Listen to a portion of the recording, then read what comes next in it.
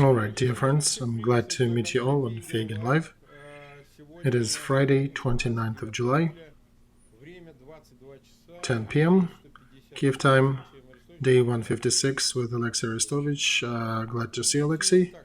Although this day generally is not a good one, looking at the news, it's not a happy day.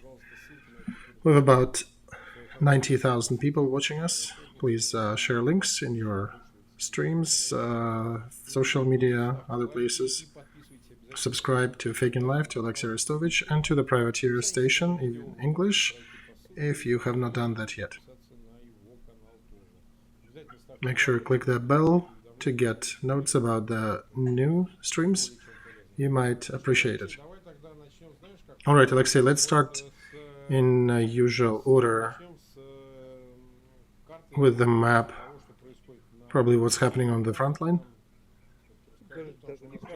I don't even think we need to talk about the map. We can talk in generalities today.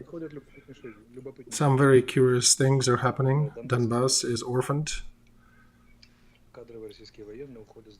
Cadre Russian military is leaving that area and moving down south to Kherson and Zaporozhye.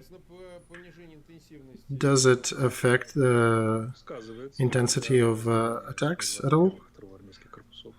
It does, although detachments of the 1st and 2nd divisions or corps of DNR and LNR military are very active.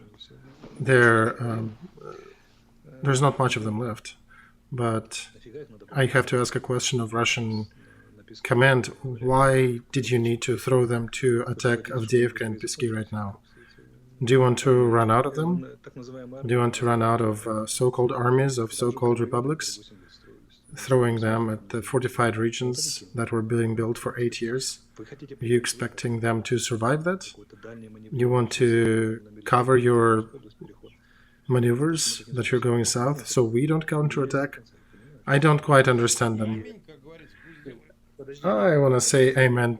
Let them do idiocy that they want. I think I have an idea why. Great Yulia Latinina helped me to understand this question. She focused my attention on the fact that 95% of what Russian army does is directed at internal audience. And when I started looking at it this way, I started to understand a bit more about the situation. They, I think, still have a logic.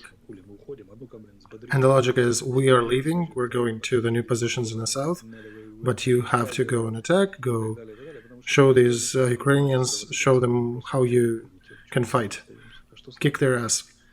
Because a lazy soldier that has nothing to do, being left on the front, may start asking questions. Why are you leaving? Why are we here alone? So there were no questions, they just forced them to go on and keep attacking. The only place where they still have some troops is Izum, yet they're still repositioning and moving troops there, and nothing is really happening on the line. But Solidar, Pavlov, Slavyansk, they only have 1st and 2nd so-called armies of those so-called republics, and a bit of Wagner private military force, maybe 6 or 7 battalion technical groups. And this cannot really affect the front line in that area. They don't have enough means to do anything. They tried to support them with aviation, so they're not really forfeiting them. They are going to support these troops, but they're not cadre, it's just general support, and they're losing a lot of people in these attacks. You remember how 2 or 3 weeks ago they were still running and saying that they'll capture Siversk, Bakhmut, and then Slavyansk? That's, not a good story. So these plans were funny, not abandoned. They're officially delayed. Probably they're thinking that they'll do a successful move in the south and then maybe regroup back to the east. But the main force of Russian group moved to Melitopol, Zaporozhye, and Kherson. For the most part, it's Kherson. Probably they will try to initiate a fiery attempt to get to Nikolaev. Because remember when he talked about the war going to a third phase, I did hint at that, but now I can support that because that's what's happening. They cannot just switch to defense mode, because that's against the school they always had in Russian army. The school tells them to attack. And from the military point of view, with the amount of resources they have, a right question would be, do we have enough resources to defend the positions that the lands that we conquered with these forces? And one of the right solutions would be to go into defense mode, continue doing some counter-offensive maneuvers, weaken us maybe, do not capture anything, but do not let us capture anything back, and then force us to negotiations or Minsk III. Second option would be to hit us before we hit them, demoralize, destroy some of our troops when they're getting ready for offensive, or perhaps create conditions for, if they move to Nikolaev, for a future attempt to hold these territories for the future, maybe southern Odessa operation or something there as a variant. But the third would be a combined. At first some counter-strikes and then switching to defense mode. I just wanted to wait for certain things before they happen, and it looks like that's what they're doing. They're moving the troops, they're following the combined option. As always, they overpowered their idea. They have the main strike direction, the fake direction, maybe even two of those fakes, and then they go back to Kharkov.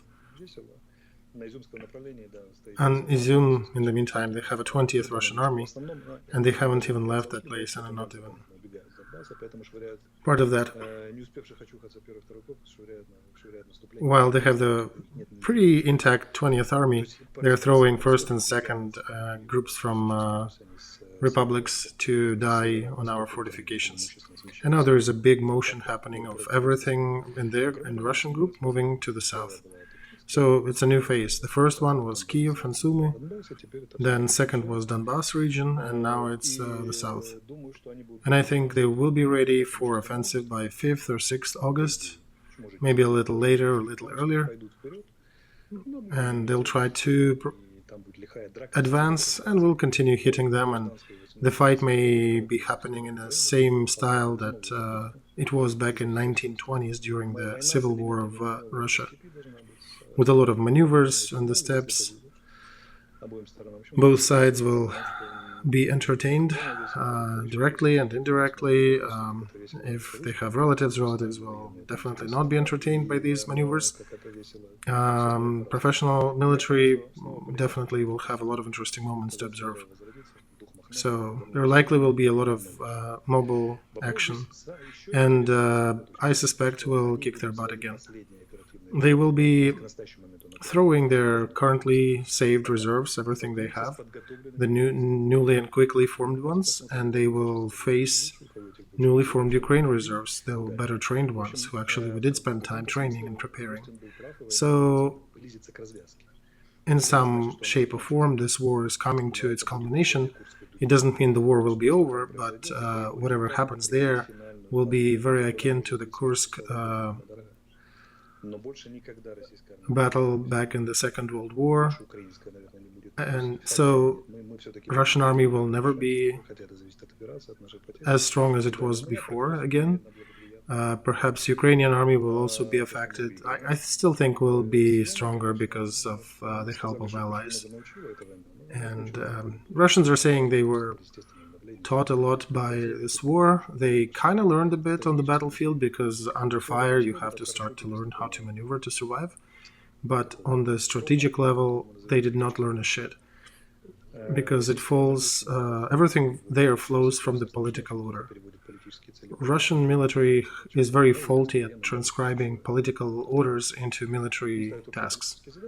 So look, our President Zelensky gives political orders and then military convert that to the military actions. And they're doing it pretty okay. In Russia, Russian politicians throw tasks at the army that are unachievable. It is pure unobtainium for them in their current resource level, in their current condition. You cannot attack Ukraine from 5 sides with what you have. But Russian military officers, instead of coming and telling Putin that it is impossible to do what you want to do, but we can do this, this, and this based on our capabilities, then it works, then it's realpolitik.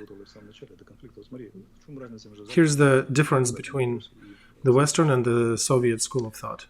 When USSR said we need to get to English Channel, or to La Manche, and Russian commanders, generals said, okay, we need 60,000 tanks, and then we'll get there. Soviet Union had no stockings, but had 60,000 tanks. The West did a different way. The industry was basically saying, this is our capacity. We can make 5,000 tanks in the next 5 years.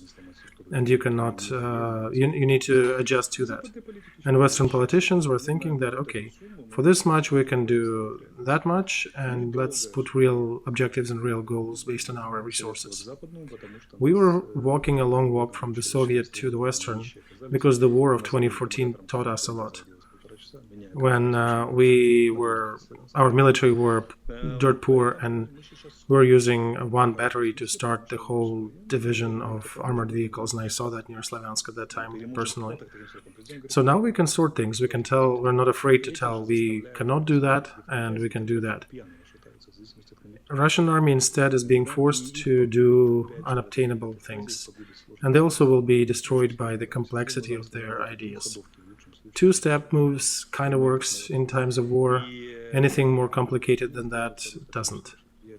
And they made a second strategic mistake. I said that before, but as analysis, I'll repeat that again.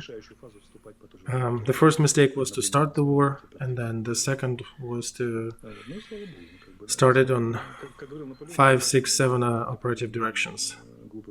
As Napoleon said, that in order to win a war, you need some luck and a stupid enemy. One should note, in this war, it's weird, but every new phase of war starts through Bucha. We're entering the third phase of war through Yelenovka. We entered the second through Bucha. It seems like they cannot do it other way. So you think that's sort of accompaniment or follow to that path? I don't think it's planned. I think it just by flow of circumstances becomes a fellow of these events. So we're going through these horrible milestones into the next phases. So, and please show the screen that I sent you.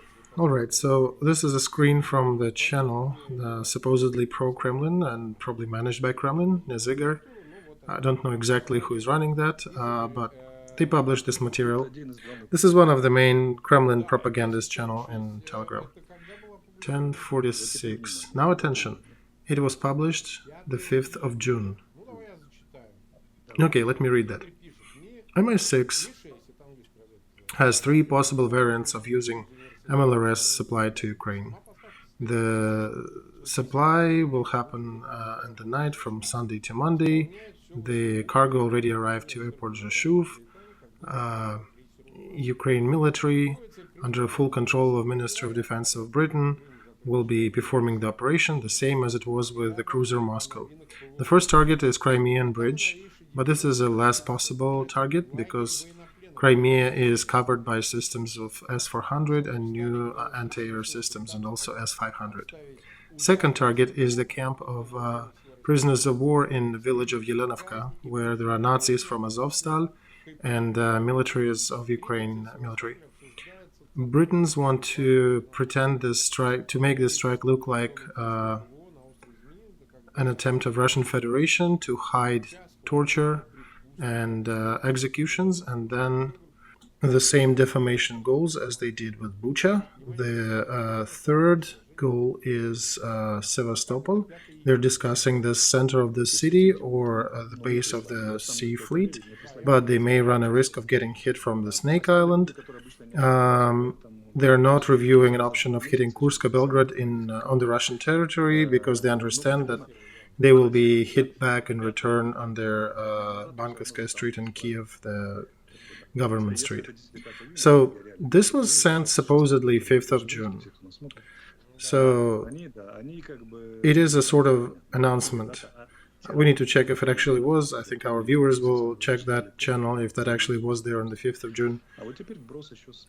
But this idea of terrorist act on Yelenovka was in the making since 2 months ago. And then there was another video with a Ukrainian soldier who was castrated and then shot and was dragged behind some vehicle. So the goal here is pretty clear. In a style, that maneuver is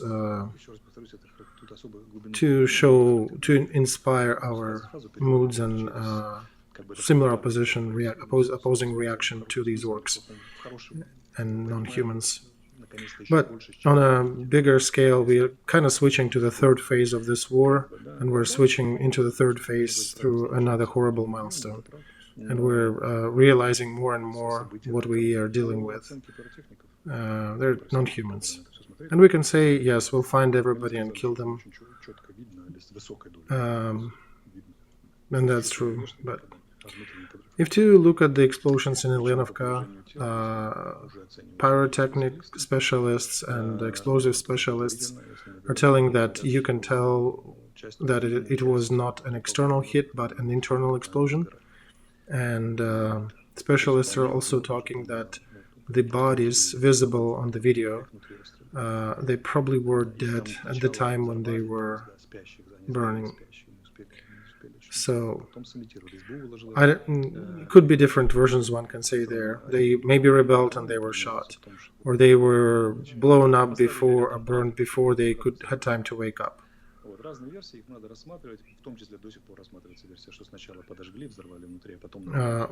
We also intercepted some of the radio transmissions when one of the workers of that camp did mention that they had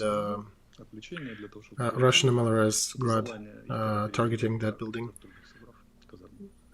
So they likely used it, and it seems to be real, seems to be possible that they used that system to provide additional cover for the explosion.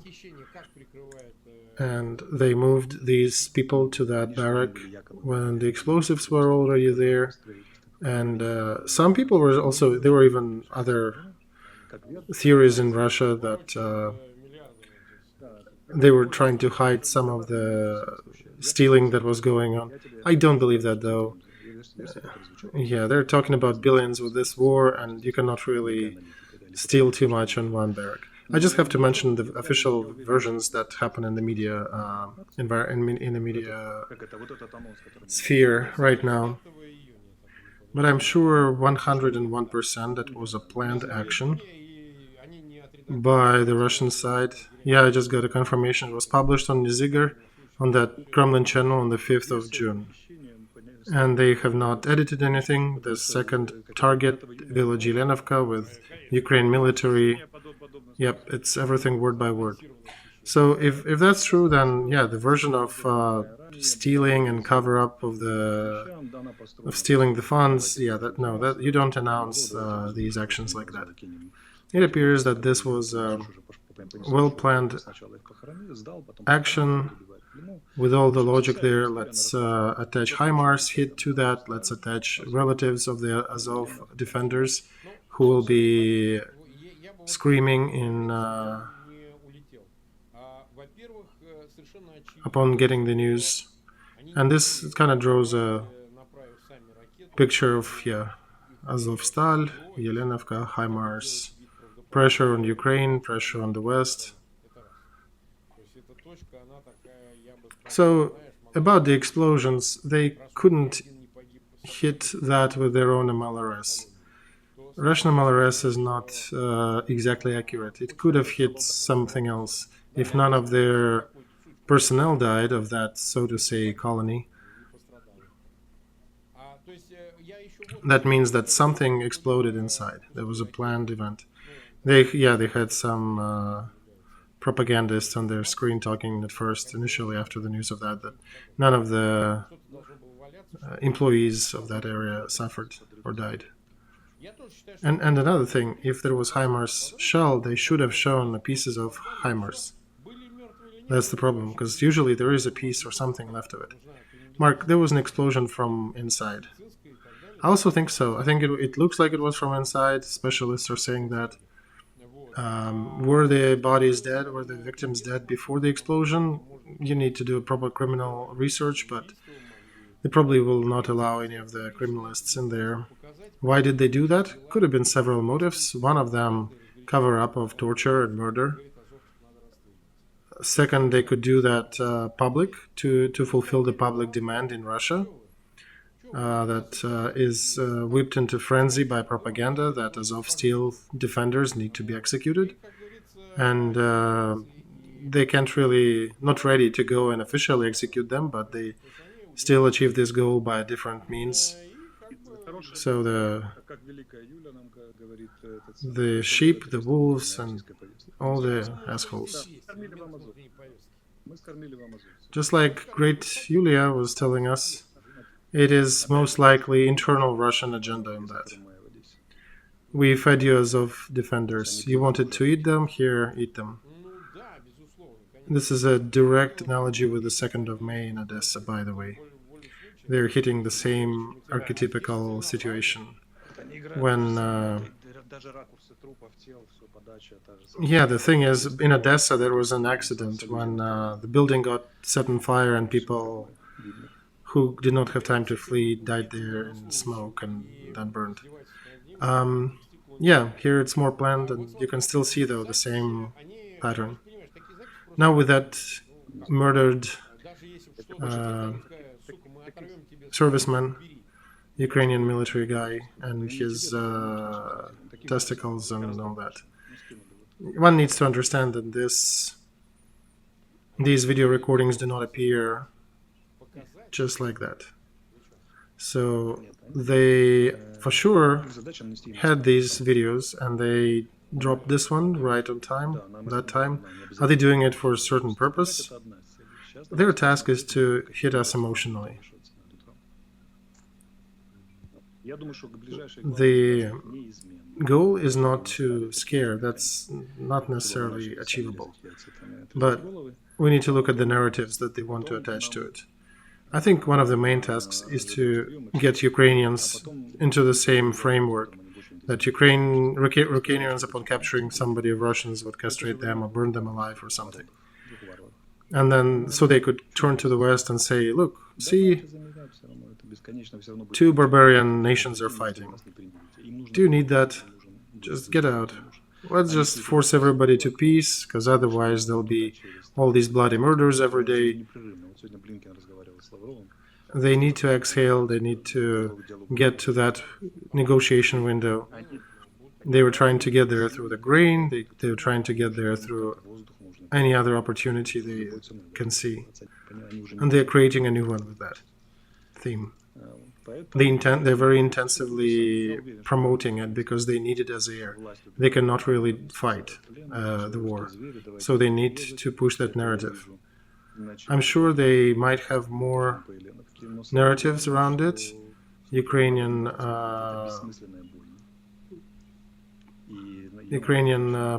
power in Kiev doesn't know what's happening, is incapable, is incompetent. This is senseless bloodbath. It needs to be stopped. Just force everybody to stop fighting. But I do want to say here that there is a difference.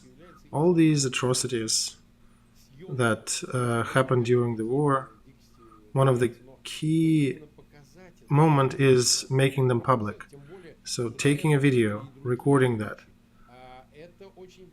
I suspect there are atrocities happening from time to time here and there. But to actually record that and put it out, that's a whole planned event. And, that picture will be in the minds of Ukrainian soldiers, and some of the Russians will not. I would not wish them to be alive when they are captured. Well, that's the thing. It is not a norm. They're trying to make it a norm. They're trying to make that event a norm of this war. And we need to keep talking that Ukrainian army is an army of the European country. We are not peddling these atrocities. We understand one or two events random may happen, but they will be followed with justice. But you understand that emotional reaction on the war, that's always there. You can try to control soldiers, but it's always a risk. Yeah, I'll tell you about the Yugoslav times. You know what's the most traumatic? People try to measure what was most traumatic for the soldiers. The most traumatic was, especially on the Balkan southern peoples, but actually any peoples, is mass rapes. Because the fact that your old men here sitting in the trenches cannot defend your women who are being raped in mass by the opposing side. That was really the most depressive event. So I'm considering that this video being thrown into the media channels, adding it to Yelenovka, and they are attaching different narratives to that emotional trauma.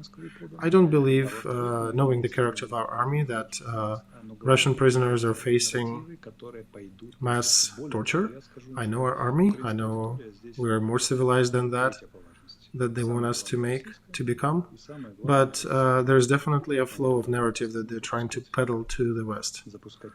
I want to say that the Ukrainian audience is third audience by value of importance in this case. Their own Russian audience is number one, and the Western audience is number two. And they're trying to find a way to feed it to the West. We have 405,000 watching us live, 113,000 left their likes. We've been live for 27 minutes. Please share links to that stream in your social media with your friends. Subscribe if you haven't done that yet to Feygin Live, to Olexiy's channel, and to the Privateer Station if you want to follow these discussions in English. The links to the channels are in the description of each video. All right. There is already some reaction to that video and to what happened in Yelenovka. The West continues to be concerned. United Nations, and I need to remind that United Nations is not a foreign entity to Azovstal defenders, who was actually privy to that process of surrender, and they were guarantor of the prisoners not being harmed. And by the way, according to Geneva Convention, these prisoners of war cannot even be prosecuted in court. And all of a sudden, here's that. And now that impotent United Nations and Gutierrez, who's hustling with grain and all, he's expressing concern. Don't know, well, I know where he should put that, but do you think the remaining fighters from Azovstal, do you think there is anything you guys can do in conditions of all that craziness happening on the Russian side?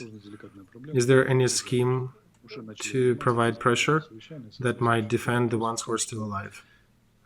This is a very delicate problem, and we started working on that. The President had already conducted a meeting on this regard.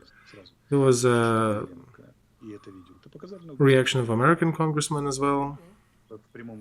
Kuleba immediately called Russia to be understood as Russia is a terrorist state. Because what Yelenovka is, what is that video? This is visual cutting heads in live stream, right? That's terrorist activities. But these are big tectonic steps. The moment you recognize Russia as the terrorist state, India and China will not be able to buy energy resources from Russia. So Biden's administration cannot make the decision lightly in light of that possibly affecting relations and economy of India and China.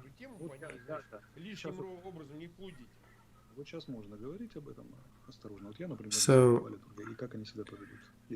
that subject, remember, we did not touch that much because it used to be a very cautious.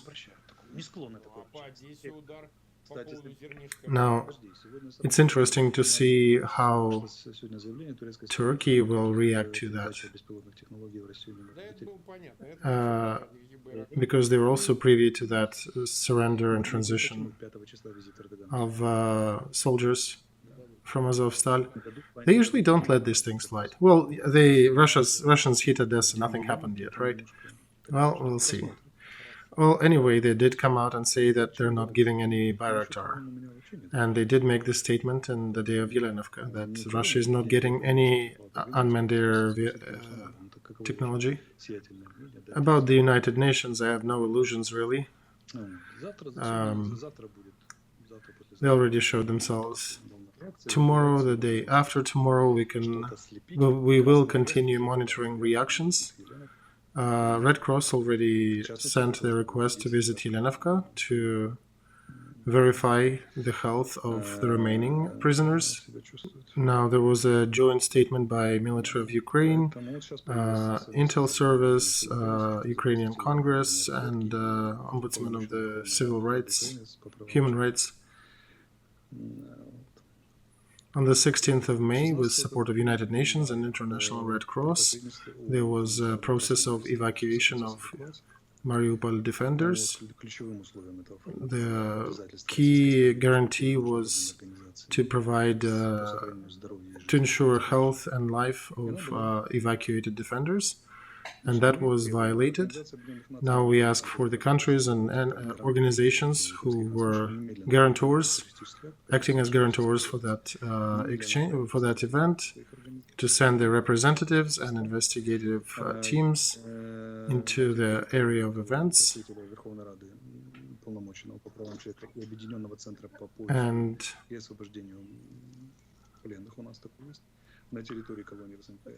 basically conduct an expeditionary mission to Yelenovka and the areas where these soldiers are kept. And there will be an international investigation of this event. I think that event opens a big umbrella over remaining prisoners.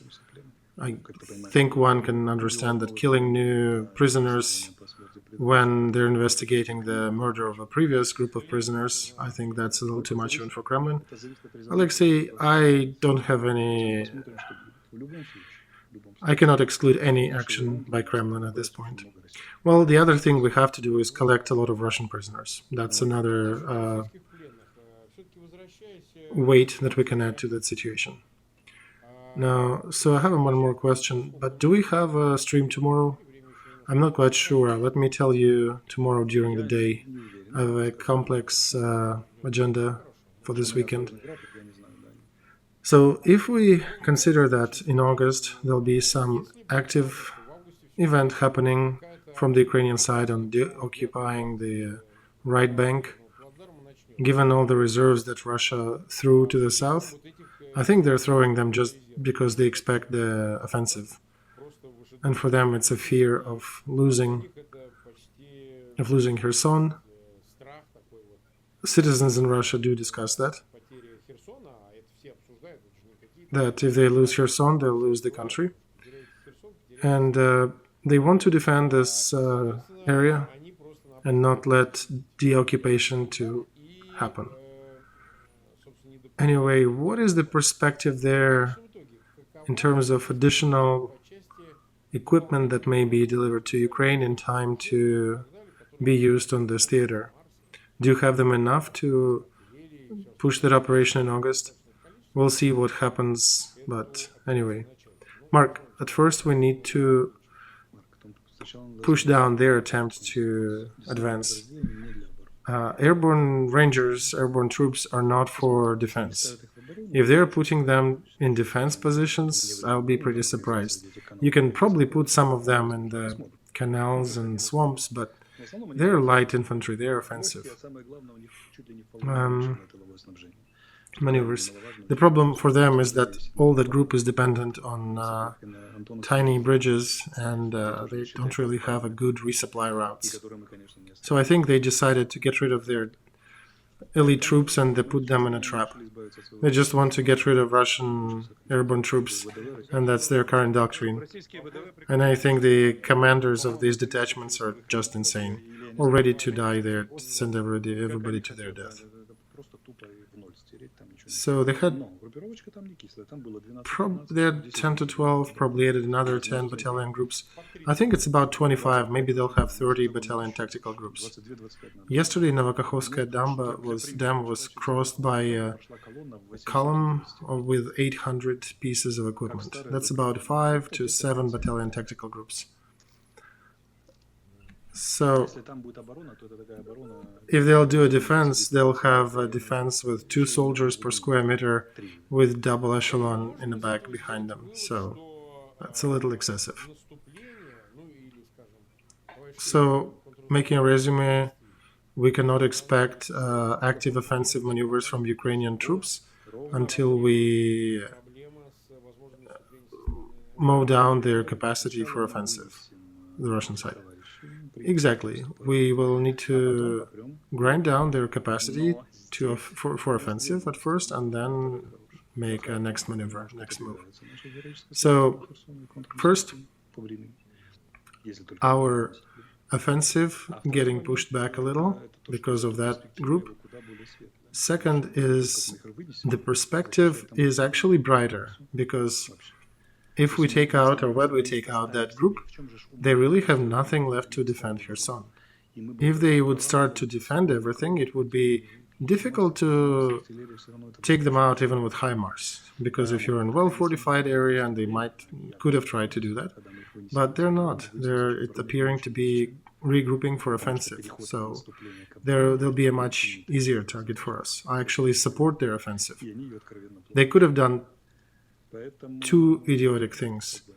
One, they could have thrown everything they had into offensive. That will save us at least 2 months of war, and to grind them down. And the second mistake would have been the total mobilization in Russia. So that has not happened yet. Do you think that all that effort is to push back the Ukrainian deoccupation possibility till September, when they can do referendum? And they announced that they can do everything online. Just like I said, there will not be a referendum. Some people were expecting a real referendum. It'll be an online event. They'll just show a page with the results. The question is where, Mark? No, it's not important. They just show a page and show, hey, the voting happened. But we kind of need to show, that's why they're throwing these troops to get to the border of Kherson region. So they want to take the whole Kherson region to include in that referendum. They want to reach the borders of Kherson region and hold this referendum in there. But Zaporozhye, they can't really occupy the whole thing. No, they're not. They're just some assisting moves there, but it appears to be a weak area. They only had 7 battalion tactical groups. They might need extra help to even hold their own with what they have right now. So that's the usual mistake. They're playing all the versions immediately at the same time. Because if to change, they could have offered some Kherson lands and try to achieve some negotiating parity. If to not negotiate, then the more you accept, the better it is, because then you just stall the enemy and redraw. That's a new border. Another way would be to fortify everything and just hold where they are. But it does appear that they do want to get to the border with Kherson.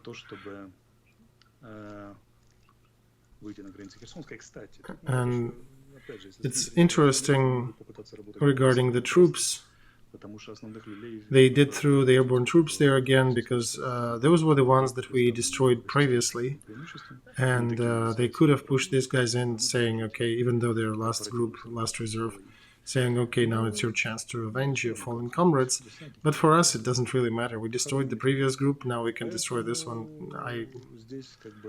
I'm continually amazed by the universal scale of Russian EDSC.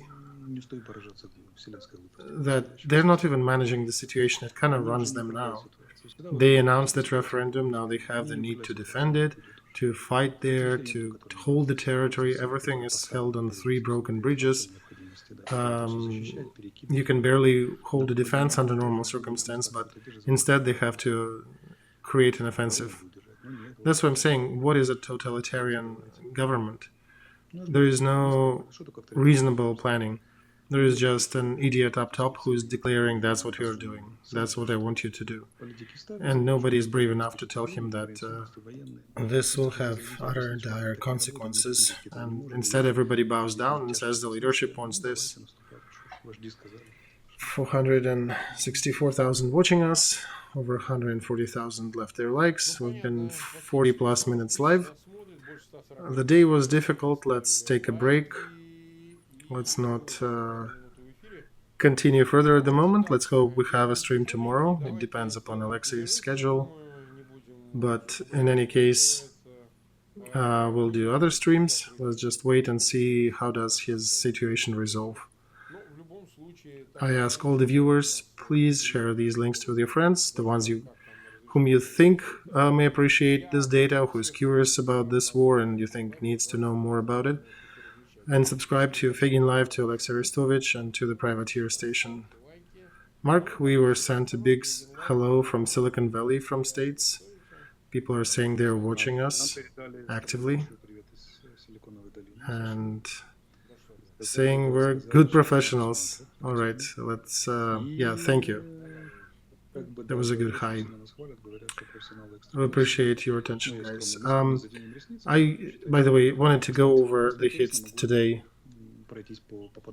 We hit 4 warehouse locations: Kakhovskaya, ammo, Kherson area, Ilovaisk, minus another ammo dump, Kherson, refueling station, Chernobyevka, more troops and equipment and ammo. I think it's Chernobyevka 28. Nobody's counting. Olezhivka and Brylovka, more ammo. Donetsk minus, and another base for refueling. And this is not even a revenge for Yelenovka. This is just our regular work on their restocking and ammo. Alright, 43 minutes, we've been live. Not the last one. We'll discuss it again. Thank you, Olexiy. Thank you, viewers. We'll see you again, and thank you from Privateer Station for watching us. We appreciate you as well. See you tomorrow.